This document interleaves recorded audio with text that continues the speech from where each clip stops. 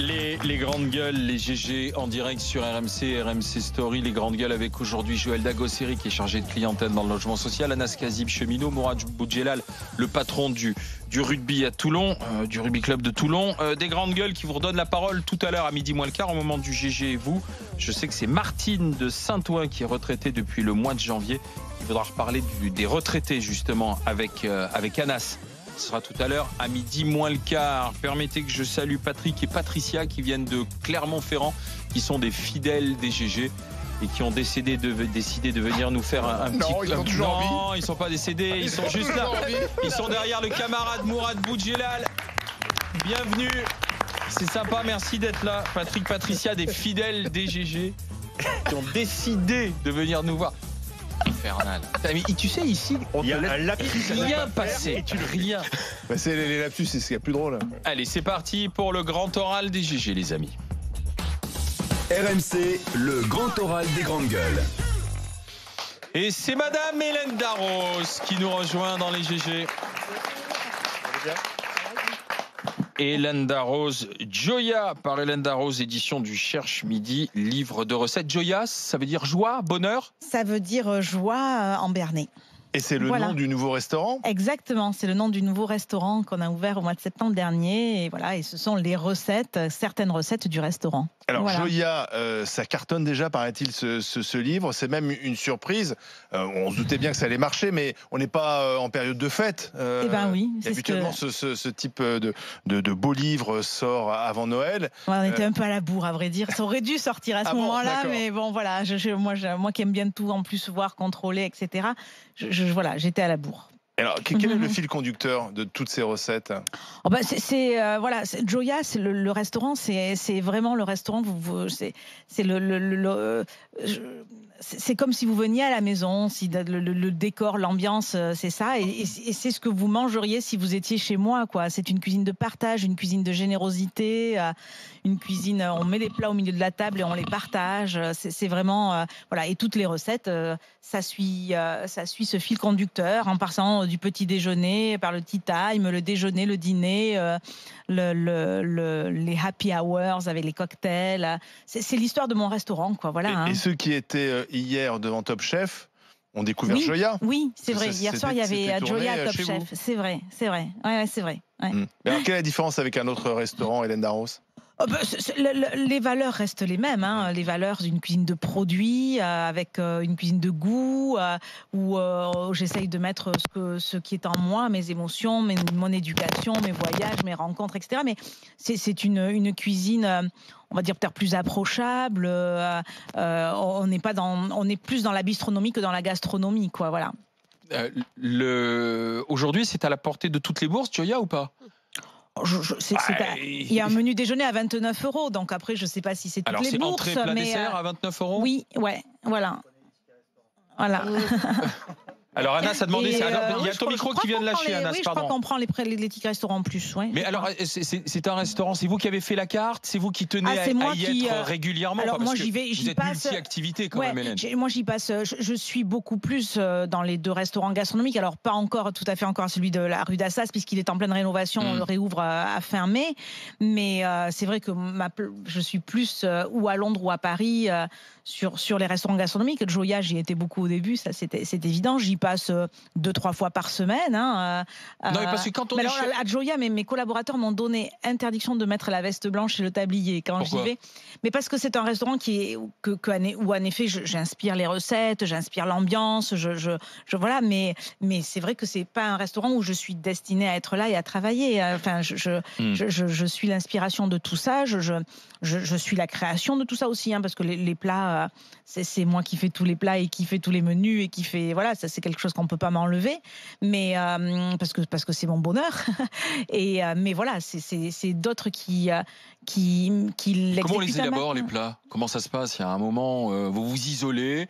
Vous remettez à penser cuisine. Alors moi quand je l'ai fait alors oui alors là vous me verrez, je suis pas très je suis en vieux jogging et chaussettes à la maison et je m'isole et j'essaye de mettre Ouais, là, je m'y tiens bien. J'essaye de mettre au moins une demi-journée par semaine à ce moment-là, quoi. Hein, et je travaille ou pour le restaurant de Londres, ou pour le restaurant de la rue d'Assas, ou pour Joya, ou pour d'autres choses. Je pars la semaine prochaine faire un dîner à Taïwan. Il a fallu qu'à un moment donné, on m'avait donné un schéma à suivre. Je devais faire des plats selon les 4 saisons, une entrée pour représenter l'hiver, et puis voilà, une autre entrée pour représenter le printemps. Ça veut dire quoi, Hélène Darroze qui part faire un dîner à Taïwan, c'est quoi? C'est un milliardaire qui veut vous avoir pour sa soirée? C'est un hôtel? Non, c'est une très belle marque française de haute joaillerie qui veut faire plaisir à ses clients et qui veut incarner un peu la féminité dans le dîner qu'elle va leur proposer, et qui m'a sollicité. Ouais, c'est bien, c'est l'excellence à la française qui s'exporte. Exactement, voilà, c'est tout à fait ça. Vous êtes chef d'entreprise maintenant?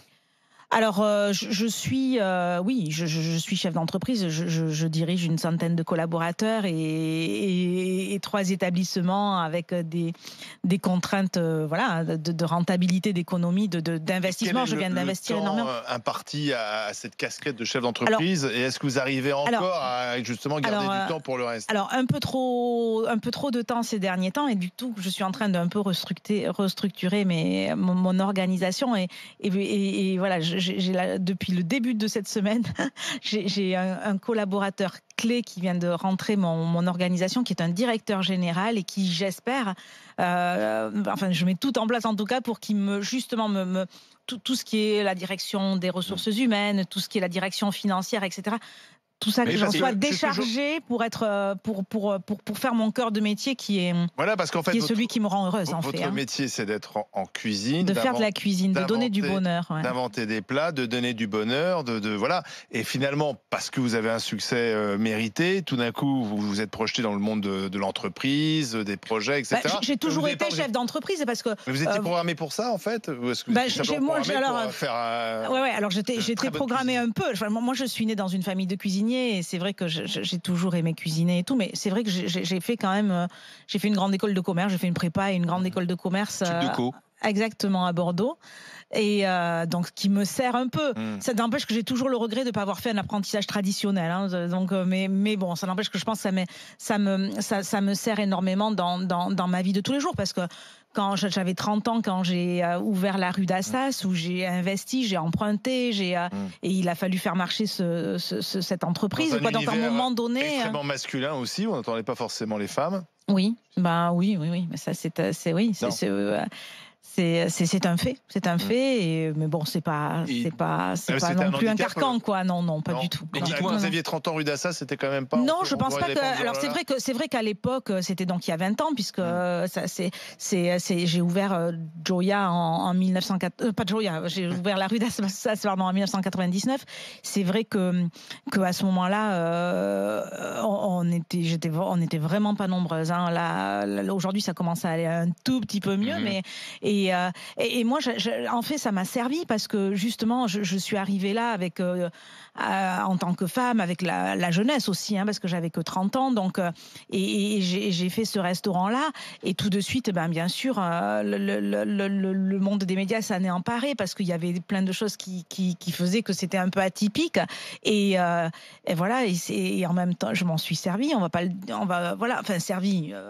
Pas consciemment en fait, mais ça en tous les cas, ça m'a beaucoup servi parce que justement j'étais une femme, et que je me souviens, le guide Michelin, quand j'ai eu 2 étoiles, m'a dit mais une étoile n'a jamais été aussi médiatisée que votre 2e étoile. Les 3 étoiles qui ont été qui ont eu cette année-là, ont eu 3 étoiles, on n'en a pas entendu parler parce que j'étais une femme, et que voilà. Mourad Boudjelal, question. Moi, j'ai la chance de fréquenter le Connaught. Ouais. C'est le restaurant à Londres. C'est le restaurant à Londres. Et alors, je vais juste vous expliquer, c'est assez magique. Moi, ça fait quelques années que je viens chez vous et j'ai vu évoluer votre cuisine, et je trouve qu'elle a pris une maturité assez exceptionnelle ces derniers temps. Ce qui me donne envie d'y retourner.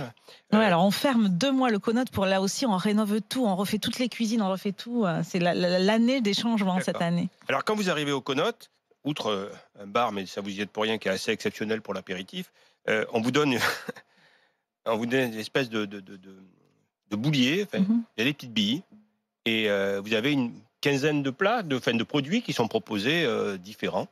Et on vous dit, vous allez sélectionner les billes que vous voulez avoir dans votre menu. Enfin, normalement, on dit vous retirez celles que vous voulez pas. Oui. Voilà, c'est pareil. Et donc, vous gardez donc 5-6 billes avec des produits que vous souhaitez. Et elle vous compose votre menu. Donc, après, c'est la découverte la plus totale.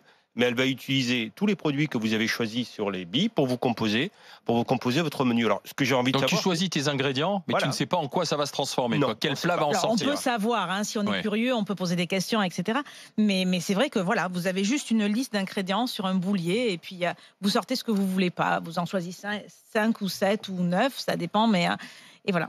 9, il faut être costaud. Oui, exactement. Parce qu'il y en a dans l'assiette quand même. C'est rassurez-moi. Bah, parce que écoutez, en général, ce genre de grand restaurant, l'assiette est très grande. On va pas au kebab en sortant. D'accord. J'ai pas cette réputation-là, non.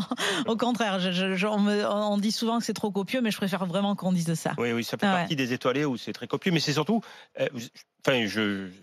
c'est gratuit, donc je le pense que je trouve que depuis quelque temps, vous avez pris une dimension supérieure et vous devez le ressentir. Oui. Est-ce que la reine est venue chez vous ou pas? Ou un membre de la famille royale? Oui, des membres de la famille royale, oui. La reine, j'ai pas eu cet honneur encore, non. Et Kate William, ils sont venus ou là, non, Kate et William. Meghan, non, pas encore. Pas encore. Qui vient quand même.